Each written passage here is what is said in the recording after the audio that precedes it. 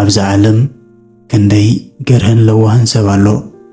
ንዝኾነ ሰብ ከም ነፍሱ ርዩ ናይ ውሽጡ ሓንቲ ከይገደፈ ዝነግር ብሰንኪ ብዛዕባ ነፍሱ ንሰባት ምንጋሩ ወይ ግልጽ ብምዃኑ ህይወቱ ሙሉእ ዝመደቦ መድባት ፋሕ እንዳበሎ ይነብር።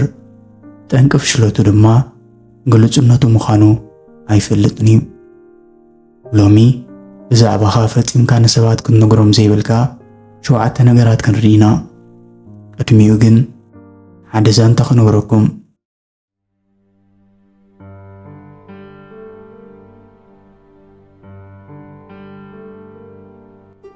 ሓደ ብውርሻ ናይ ስድርኡ ዝሃብተመ ለዋህ መንእሰይ ነበረ።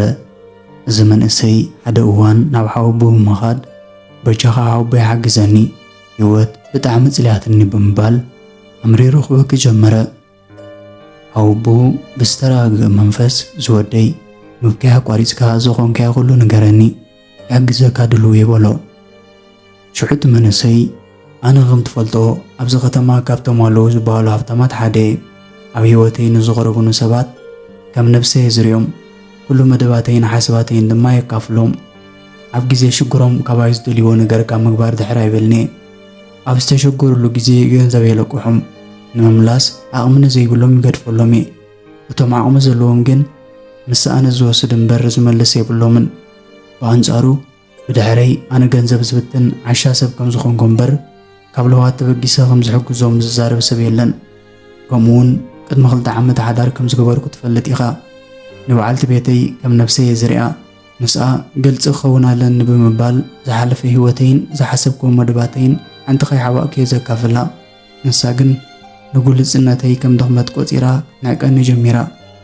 ኣብ ልዕለይ ወላ ሓንቲ ክብረት የብላን። ሓደ እዋን ድማ ድሕሪ ምጭቕጫቕና ተባኢስና ንፈላለዩላትኒ ነቶም ናተይ ዝብሎም ቀረብተይ ክምዕድዋ ነገርክዎም። ብኣንጻሩ እቲ ጉዳይ መሊሱ ብኢሱ ሃብቱ ተመቒልክ ራሕቆዮ ኢሎማ። ብዙሕ ግዜ ንዝቐረቡኒ ሰባት ከስተውለሎም ከለኹ ኩሎም ኣብ ቅድመይ ዝፈትውንን ዘኽብሩንን እዮም ዝመስሉ። ነገር ግን ብድሕረይ ንዓይ ሓደ ዘይርብሕ ዝኾነ ሰብ ዝቕሽሾ ሰብ ገይሮም እዮም ዝርኢኒ። ኣብዚ ሕጂ ሰዓት ኩለን ትካላተይ ኣነ ብዘይፈልጥ መንገዲ ናብ ክሳራ ይምራሕ ኣለዋ። ሰበይተይ ድማ ኣንጻረይ ደው ኢላ ሃብተይ ክትመቐል ትመጎት ኣላ። እንታይ ክገብር ከም ዘለኒ ይፈልጥኒ። ስለዚ በጃኻ ሓግዘኒ ትብል ተዛረቦ።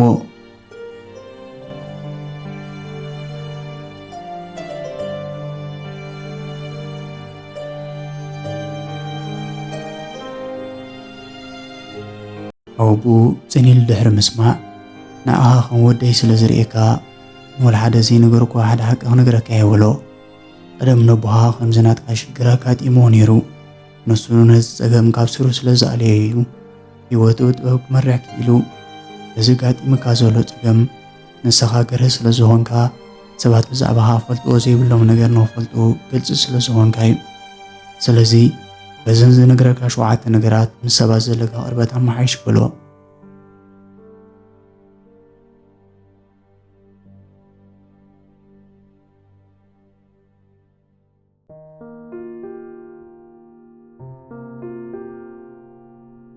ቀዳማይ ሕሉፍ ጌጋታትካን ናይ መጻኢ መደባትካን። ሕሉፍ ጌጋታትካ ንሰባት እንተነጊርካዮም ኩሉ ግዜ ብኡ ክጥቅዑኻን ክፈርዱኻን ክነብሩ እዮም። ወላ እውን እቶም ናተይ ዝበልካዮም ሰባት። ከምኡውን ናይ መጻኢ መደባትካ ብፍጹም ንሰባት ኣይትንገር።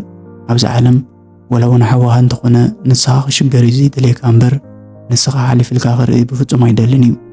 ስለዚ ሕሉፍ ጌጋታትካን ናይ መጻኢ መደባትካን ኣብ ልብኻ ጌርካ ንሰባት ግልፂ ምዃን ኣቋርፅ።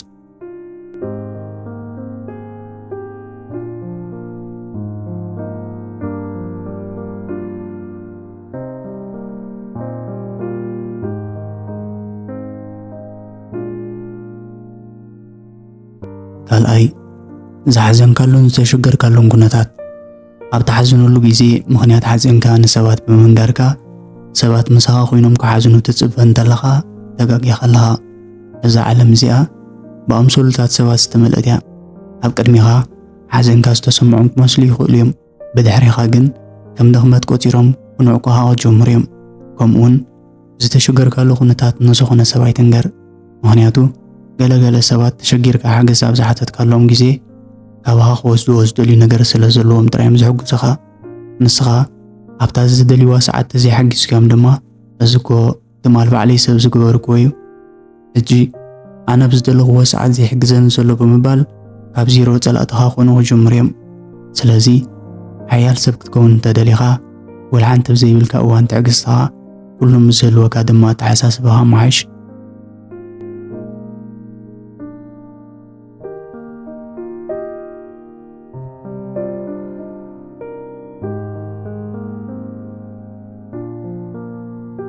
سالساي بزعبا غزاهان ቤተሰባዊ ጉዳይ ካን ሁሉ ሰባብ ጎዙ ሕጉሲ ማለት ኣይኮነን ፍልልያቱ ጽቢው ንሰላም መዓልታው እንዳዓየ መዝነብር ጥራዩ ሕጉስ ሆውን ናይ ቤትካን ቤተሰባዊ ጉዳይ ካን ንግዳም እንተውጪኻዮ መሊሱ ይጽየቕ እምበር ክመዓይሽ ኣይክእልኒ ብሰባት ድማ ከም ሕማቕ ሰብ ክትቁጸር ኢኻ ሰበይታ ኾነ ኣባላት ቤተሰብካ ክንዕቀካ ጅምሪ ስለዚ ናይ ቤትካ ጉዳይ ኣብ ቤትካ ጥራይ ወዳዮ بفصم نقدام ما يتوصيهم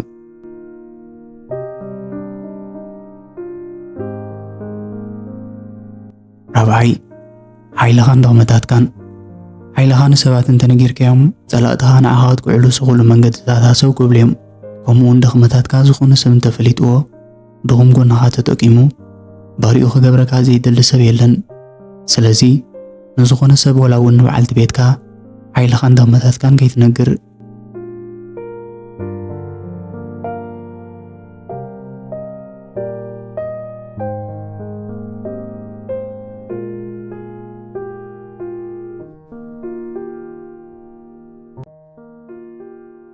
ሓምሻይ ኣታዊኻን ቁሙጥ ገንዘብካን ኣታዊኻ ጽቡቕ እንተኾይኑ ሰባት ክቆነልካ ክጅምሩ እዮም ኣብ ዝተሸገሩሉ ግዜ ድማ ሓገዝ ደልዮም ናባኻ ክመጽኦም ተሽገር ስለ ዘይመስሎም ንኽትሕግዞም ዓቕሚ ኣብ ዘይብልካ እዋን ክርድኡልካ ይክእሉን እዮም ብኣንጻሩ ኣብ ልዕሊኻ ጽልቕ ክሕድሩ እዮም ከምኡውን ኣታዊኻ ትሑት እንተኾይኑ ሰባት ክንዕቁኻ ክጅምሩ እዮም ወላ እውን ቤተሰብካ ሓገዝ ኣብ ትደልየሉ እዋን ድማ ክመልሰልና ይክእልኒ ኢሎም ብምሕሳብ ተለቃሕካ ኾነ ክሕግዘካ ዝኽእል ሰብ የለን ስለዚ ስለ ኣታዊኻን ቁሙጥ ገንዘብካን ኣይትዛረብ ምክንያቱ መብዛሕትኡ ግዜ ሰብ ንገንዘብ እምበር ንሰብ ኣይኽብርን እዩ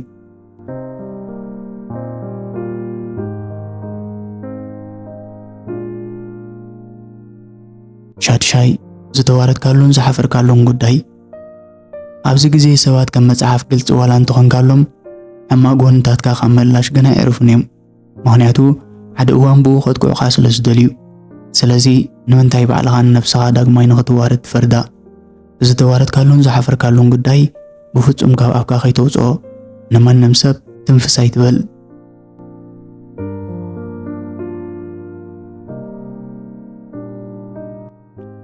ሻብዓይ ፈታዊኻን ጸላኢኻን መን ምዃኑ ፈተውትኻ ጸላእትኻ ጸላእትኻ ድማ ፈተውትኻ ኣብ ዝኾኑሉ እዋን ኢና ዘለና ፈታዊኻ ምን ምዃኑ ንዝኾነ ሰብ ኣይትዛረብ ጸላኢኻ ንዑ መሲሉ ቀርበካዩ ከምኡውን ጸላኢኻ ምን ከም ዝኾነ ኣይትዛረብ ጸላኢኻ ከም ዝፈለጥካዮ እንተፈሊጡ ሕብሪ ቀይሩ ከጥቅዓካዩ ቦሎ ሓወቡ እቲ መንእሰይ ድማ ለካ እዚ ኩሉ ዝገጠመኒ ሽግር ባዕለይ ዝፈጸምክዎ ጌጋይ ብምባል ሓንሳብን ሓዋሩን ህይወቱ ከስተኻኽል ቆሪጹ ተንስአ